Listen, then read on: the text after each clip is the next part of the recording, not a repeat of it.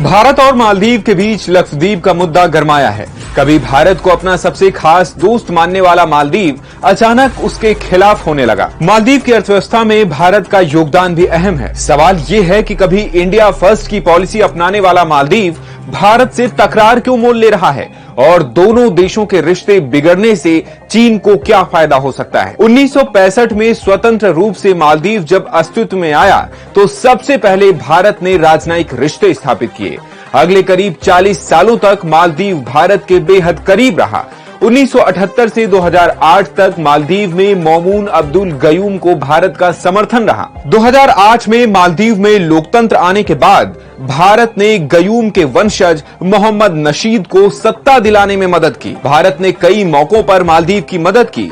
Gayoom सरकार का तख्तापलट रोकने के लिए ऑपरेशन कैक्टस, 2004 की सुनामी के समय ऑपरेशन सी वेव्स, पीने के पानी का संकट आया तो ऑपरेशन नीर, कोरोना के समय वैक्सीन गिफ्ट करना इसके उदाहरण हैं। हवा का रुख बदला 17 नवंबर 2013 के बाद जब प्रोग्रेसिव पार्टी ऑफ मालदीव से अब्दुल्ला यामीन राष्ट्रपति बने। यामीन का झुकाव नई दिल्ली की तरफ नहीं बल्कि बीजिंग की ओर था।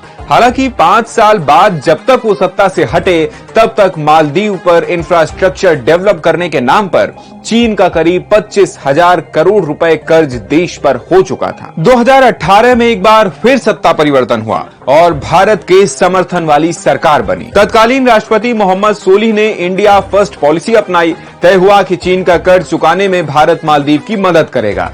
कोरोना महामारी जैसे कई मौकों पर भारत ने मालदीव की रिकॉर्ड मदद भी की। पिछले साल फिर से सत्ता बदली और पीपल्स कांग्रेस पार्टी के मोहम्मद मुइज्जू राष्ट्रपति बने। इन्होंने अपना पूरा चुनाव इंडिया आउट पॉलिसी के तहत जीता था। इंडिया आउट मतलब भारत के 75 सैनिकों को मालदीव से बाहर करना। ये सैनिक मालदीव में भारत के दिए हुए प्लेन और हेलीकॉप्टर ऑपरेट करते हैं और वहां के लोगों को मेडिकल इमरजेंसी में मदद करते हैं। ऐसे में सवाल उठता है कि मालदीव सिर्फ भारतीय सैनिकों की वजह से पंगा क्यों लेगा?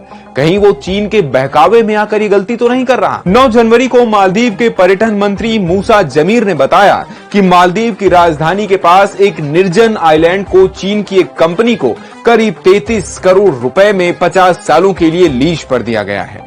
रिपोर्ट्स के मुताबिक करीब पिछले 3 दशकों से चीन हिंद महासागर में अपनी पकड़ मजबूत करने पर काम कर रहा है। विदेश मामलों के जानकार शैलेंद्र देवलंकर के मुताबिक चीन का करीब 50% समुद्री व्यापार हिंद महासागर से होता है।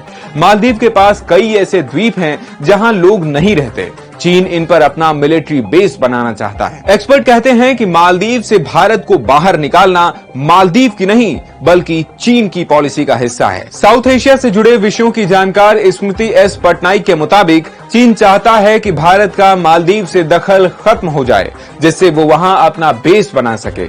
इससे हिंद महासागर में चीन का कब्जा बढ़ जाएगा। मालदीव भारत से महज 1200 किलोमीटर दूर है। अगर यहां चीन का प्रभाव बढ़ता है तो ये भारत के लिए ठीक नहीं होगा।